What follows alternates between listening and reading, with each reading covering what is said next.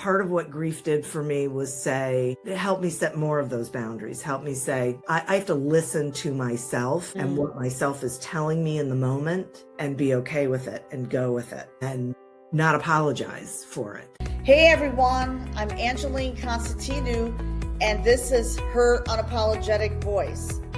This podcast was created for women who lead but are done leading from apology. Here we have real, unfiltered conversations about boundaries, truth, and confidence. The kind of talks that remind you your voice is not something you find once, it's something you build. Every episode will give you something real to take with you, whether it's a boundary script, a reflection tool, or simply the courage to say what you really mean. So if you're ready to lead from your truth, not from approval, this is your space. Your unapologetic voice starts here. Good morning or good afternoon, everyone. Welcome to a brand new podcast episode on Her Unapologetic Voice podcast. And we are excited to have you here today. So today's guest, her name is Diane Helbig. She is a respected business advisor, trainer, award-winning author, and speaker. As president of Helbig Enterprises, Diane helps businesses and organizations operate more constructively and profitably by bringing clarity, strategy, and confidence to their growth. So with over 20 years of experience in business leadership and sales, Diane is deeply passionate about guiding entrepreneurs and business professionals through the real challenges of planning, scaling, and sustaining a successful business. She is the author of Succeed Without Selling, Lemonade Stand Selling, and Expert Insights, where she shares practical relationship-driven strategies for success without pressure or pushy sales tactics. In addition to her work with clients, Diane serves on the NAWBO Northeast Ohio Board of Directors and the Women's Journal Advisory Board, continuing her commitment to empowering women in business in leadership. So this conversation today is packed with wisdom, strategy, and insights every entrepreneur needs. So actually, we are going to be talking about grief, growth, and leadership after loss. And we are going to be talking about what she did after the death of her father. So without further ado, Diane, welcome to the stage and welcome to my podcast. We are in season 2 right now. So you are actually my first special guest. How's that? Well, thank you. Thanks for having me. You're welcome. And I know that this topic is it's like deeply personal to you. And I know that you want to honor your father. So can you share a little bit about your father and the role he played in your life? Certainly. And thank you for the opportunity to do that. So my father was my dominant parent. I had both my parents and they played roles. My dad and I were very close and I learned a lot about business from him. He was a salesman and then he started a real estate brokerage later in life. And we would talk all the time about business. So, and he was a great salesman. I had the opportunity to go with him on some of his client calls. I helped him in his business. And so I learned a lot, from him, not just about business, but about life. But he had a very big impact on me from a business standpoint. From a business standpoint. Okay. That is great. And actually, I learned a lot from my father because my father actually passed away on Christmas Day, December of 2024. So last year at this time, I was flying back from Minnesota. Wow. Sorry. Yeah. So, yeah. I mean, so what happened? Okay, so let me ask you this. So how did his influence shape the woman and leader that you became today? So my father had a lot of integrity and stood up for the little guy.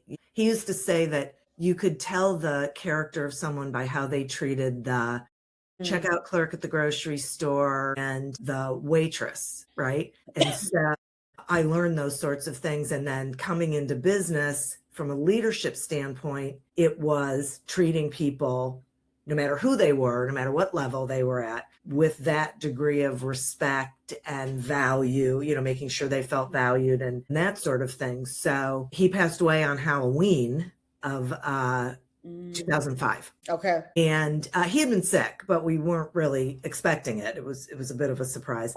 And it was right after one of the big hurricanes. He lived in Florida. It was after one of the big hurricanes. Oh, wow. So we had difficulty getting to Florida to, clean out his apartment and whatnot. But my brother and sister and I went down, and we were just talking about what we were doing, what we wanted to be doing. And I mentioned that I really wanted to do something that had more of an impact on the world. I was in sales and it was a good company, but there were things going on that weren't necessarily in my best interest. And so we were having this lengthy conversation, and that conversation sort of moved to other people in my world. And I realized that what I should be doing and wanted to do was start my own business and help small business owners with the various things they struggled with: leadership, sales, business growth, communication. Yeah, all those things that I had been doing for my career. So I decided there was no better time. My kids were really young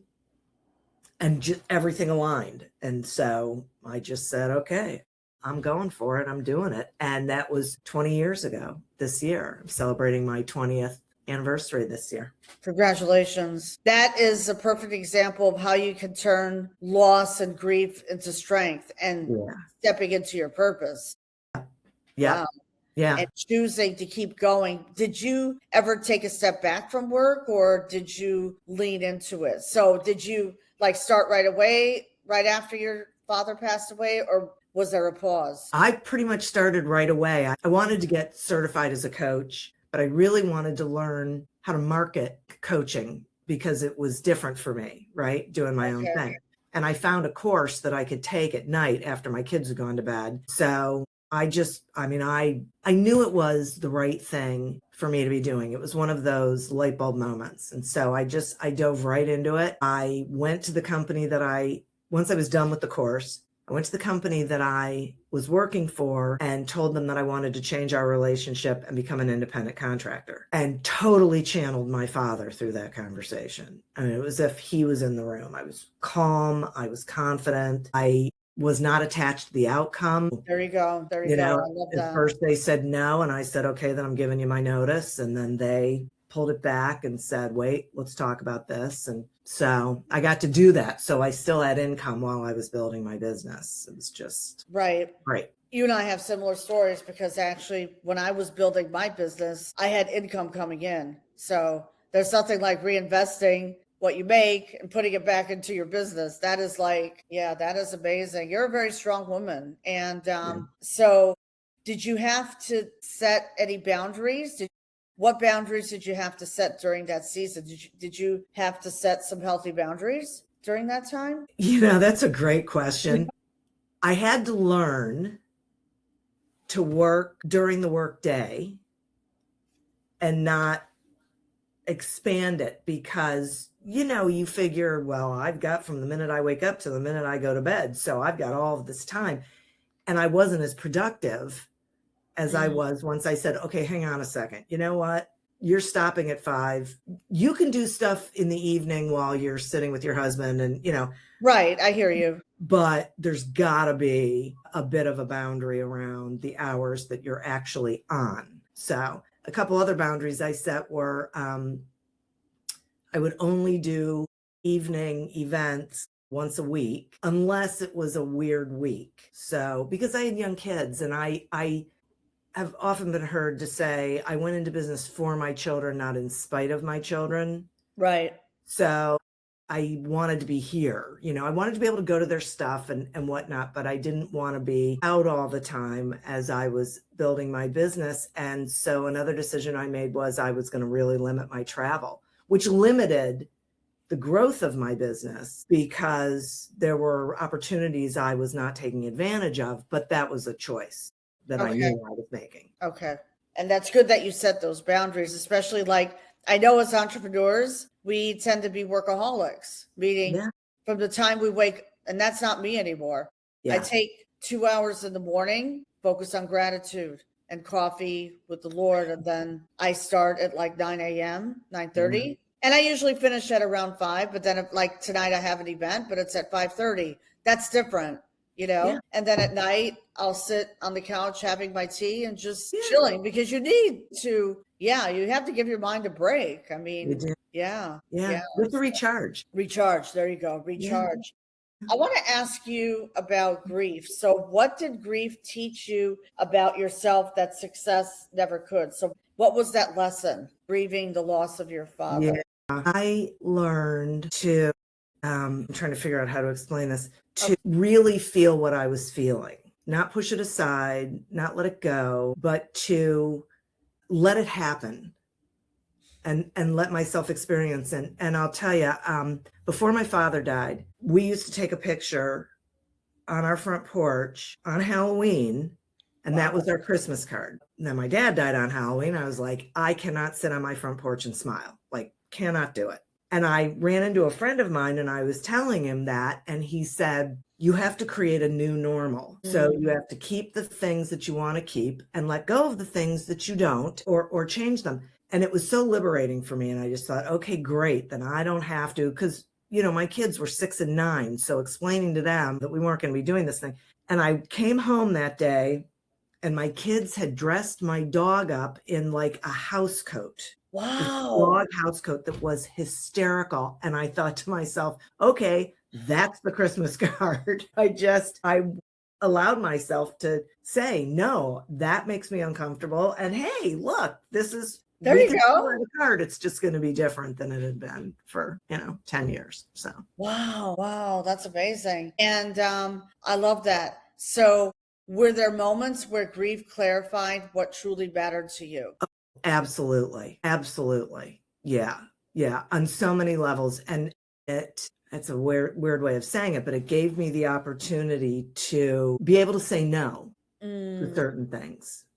Where before maybe I would have acquiesced, but part of what grief did for me was it helped me set more of those boundaries, help me say, I have to listen to myself and what myself is telling me in the moment and be okay with it and go with it and not apologize for it. Right? Apologize. Okay, good. You're right. There you go. Yeah. So, and that's a big thing because I was a big apologizer. I mean, I would apologize for things that weren't even my fault, right? So yeah, that was big. And it just opens up being able to really identify what I wanted to do and what I didn't want to do, where I wanted to play, where I didn't want to play, and that was fine. It puts you you feel life differently, I guess I would say. Exactly. I used to be the biggest people pleaser and just apologize for nothing. Yeah. Just be unapologetic. Yeah. Because that's really the way you serve. And I always wanted to make sure that I was teaching my kids good lessons. And part of that is that you have to model those lessons. So Right. There you go. I love that. And what did you learn about vulnerability as a leader? Yeah, that's a really good question. I think what I learned was that it's important. It's not just okay, but it's important to let people know how you're feeling in the moment, that hiding it and pretending like, I mean, you said earlier, I'm a strong woman. So, because no one is strong all the time, and showing people that it's okay to not be strong. And then it's also okay to say to yourself, all right, done grieving, done feeling sorry for myself, done whatever. I got to get up. I got to go. We as leaders, we have to model all of that behavior. Exactly. There you go. Because leaders oftentimes show strength without pretending. Like they'll say, I'm fine, but they're really not okay. Right. And what would you say to them? What advice would you give them? I would say, first of all, you got to give yourself grace. There you go. That no one is fine all the time. And that it's important to show by your own behavior, show other people that you understand and appreciate that they're not fine all the time. And people know you're not fine. So for me, then it's a trust issue. And it's really important for leaders to be trusted. And the only way they're going to be trusted is by being genuine and being honest. And that means being vulnerable. It's okay. But once you're trusted, the world is totally different. When you don't trust and you're not trusted, you cannot accomplish any of the things that you want to. I totally agree with you. Absolutely. You have to be trusted. Exactly. I love that. Important to build that trust. Yeah. And also with intentionality. Yeah. And so when you're a leader in a company, sometimes things don't go well. And it's important that you share that with people, that it is open book, because they know something's wrong. Right. But they're going to think, first of all, it's going to scare them. If you don't tell them what's going on, they're going to be scared. You may lose really good people because they're going through whatever gymnastics they're going through in their head. Right. In their lives. Exactly. And they can have ideas that can help make the situation better. Right. But if you're not telling them what's going on, you're not giving them the opportunity to contribute on that level. Totally agree with you. And I'm glad that you brought that out. So speaking of intention, what intentional changes did you make in your business or life afterward? So after your father died? My father died. Well, starting my business was a big one. Okay. That was probably the biggest thing. He started writing.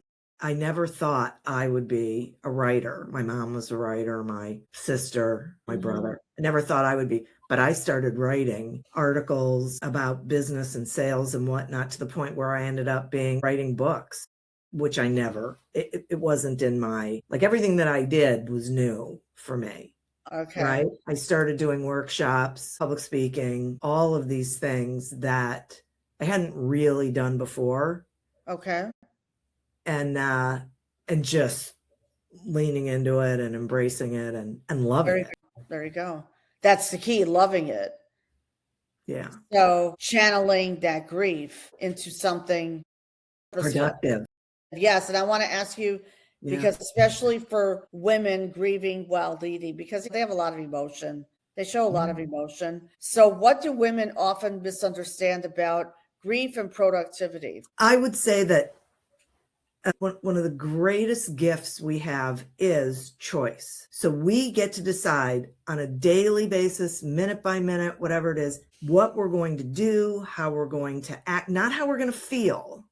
I mean, feelings are feelings, but what we're going to do with them, sometimes when we're going to feel them, how we're going to channel them, what we're going to do with them. We have the opportunity of choice. Now, everyone has the opportunity of choice. I think the difference with women is that we don't believe we have the right. Like, we have been raised, maybe not so much the younger generations, but like my generation, we've been raised that other people's needs come first, that we're the nurturer, other people's needs come first, right?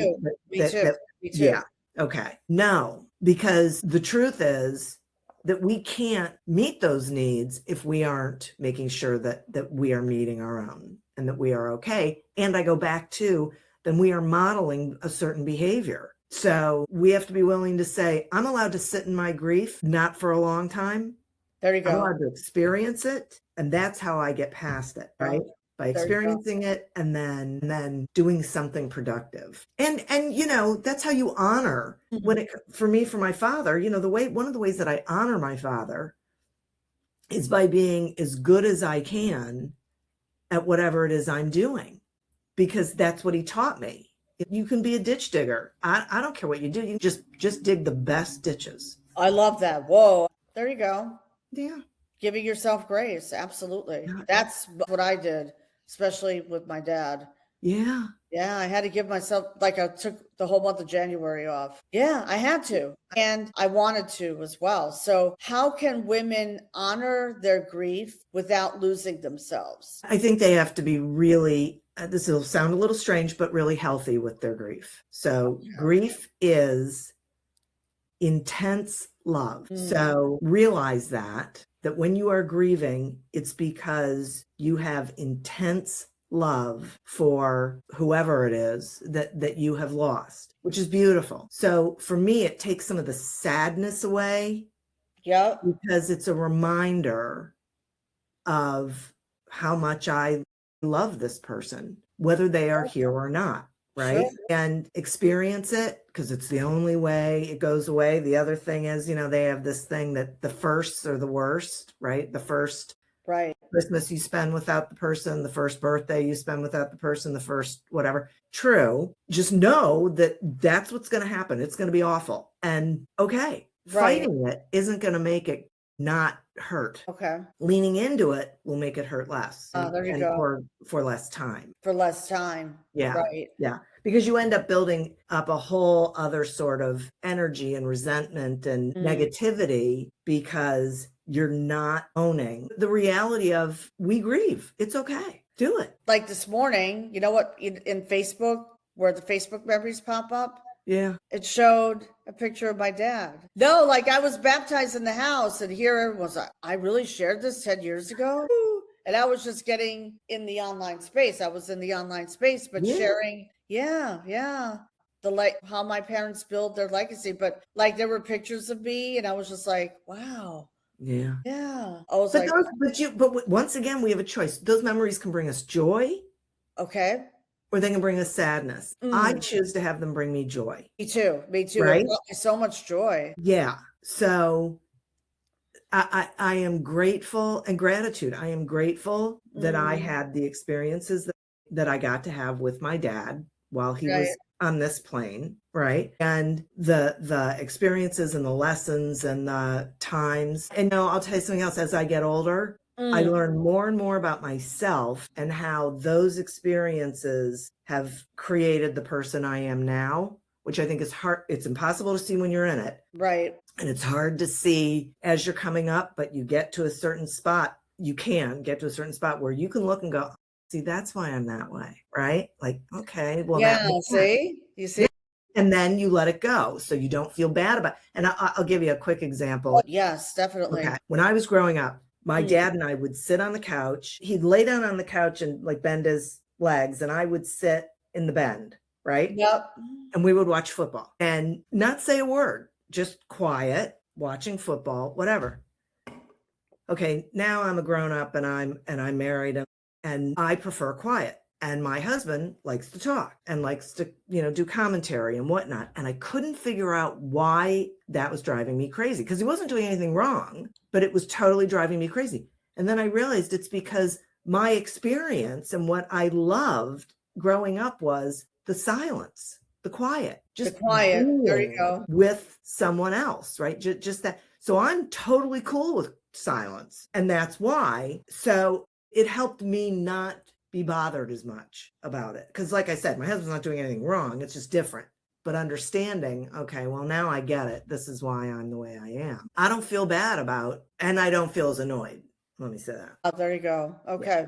You don't feel as annoyed. Okay. Yeah. I love that. I want to ask you this. If you could speak to your past self in that moment, what would you say? In the moment when my father passed? Yeah. Yep. Wow. I would say be gentle with yourself. Okay. It's going to be a ride. It's going to be a ride, the ride of your life. Well, this has been an amazing episode, amazing conversation. Like, we have a choice. Grief, like when I looked at those pictures this morning, it brought me joy. Yeah. And it's also like, for me, it's like, look how far I've come and where I am today. Yeah. Yeah, that's right. Yeah. I mean, my parents instilled values, Christian values in me, and I wasn't perfect. I was not perfect. No one is. There you go. So how can loss become a catalyst for deeper purpose? I think this, once again, will sound a little strange, but by finding the opportunity in the loss. Right. Because if you think about it, a loss like that is a benchmark moment in your life. And I would say take the time and the opportunity to ask yourself, to do some introspection, ask yourself some questions. Is there anything I would want to change? What am I happy with? What do I want to let go of? In what ways can I honor the person who I just lost? And take that time and space to think about that. I mean, for me, it was through conversation with my siblings, because I knew I already wasn't happy where I was. I would have gone down a different road, but it can be a catalyst for great positive change. There you go. I love that. Yes, absolutely. Because we all have choices. That's right. Because you know what? I want to say this, that so many women who will be listening to this podcast episode, watching it on my YouTube, a lot of them grieve silently, whether it's a loss of a parent, a relationship, their spouse, significant other, or their brothers or sisters. Yeah. So I appreciate you sharing this part of your journey. Thanks. Yeah. Yeah. It's a gentle reminder that strength doesn't mean avoiding grief. It's just allowing it, because you can't stop the grief. I mean, even when my mom passed away 8 years ago, it'll be February 11th. There were times when grief just hit like a ton of bricks. This came out of nowhere. Right. Like, yeah. Right. It's gonna come out of nowhere. I mean, that's a really good point. And okay, then experience it, because it's okay to grieve. And I would say don't grieve in silence. People, you give them permission to support you, hold you up, and grieve in their own way when you let them in. This whole, I got to be the strongest person all the time is ridiculous, and it's not sustainable. Totally agree with you. Don't do it. Thank you. I got to be the stronger person. I have to be the stronger sister, or what, you know what I mean? Like, I do. Yeah. No, that's a lie. Yeah. That's a lie. It's a lie. Yeah. Yeah. And I can tell you from personal experience that when you finally say, okay, I'm not doing this myself anymore, they step up. You have to, there you go. Speak up. Yeah. We teach people how to treat us. I love that. See, yeah. Speak up, ask for help. Yep.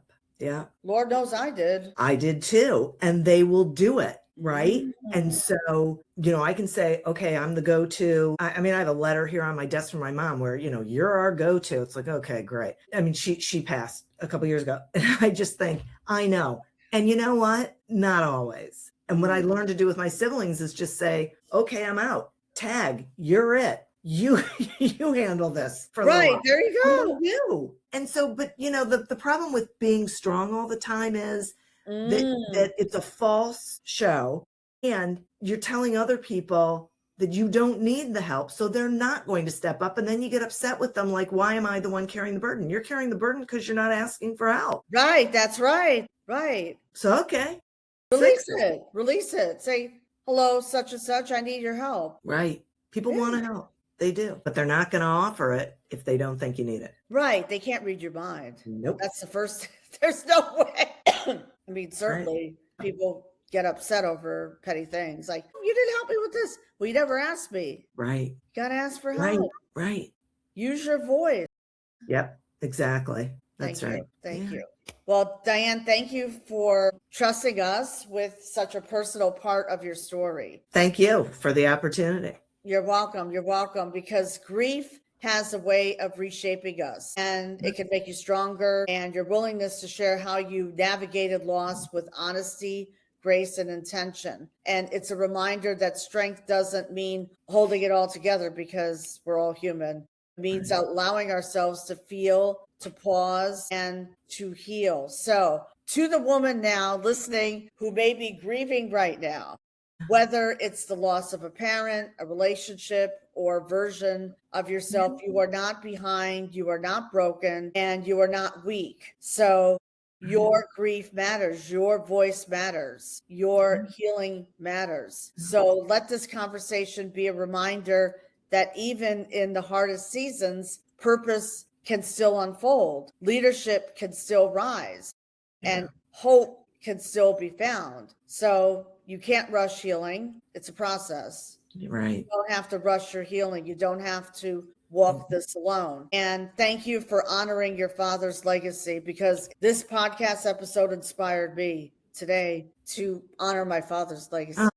Yeah, because the way that you lead, serve, and show up is amazing. So, and to everyone listening, may you give yourself permission to grieve, grace to heal, and courage to keep moving forward one step at a time. So thank you so much. Thank you so much, everyone, for tuning in to our podcast. So make sure that you follow us on Instagram at Her Unapologetic Voice and on YouTube, because this podcast will be uploaded on my YouTube channel And also we are on Spotify, Apple, Google, and all the live streams at Her Unapologetic Voice. And if you would like to receive resources that will equip and empower you on your healing journey, stay in the now with news and promotions at letsbreakthesilence.com. And I have one final question. How can people reach you? They can go to my website, helbigenterprises.com. Everything's there. Okay.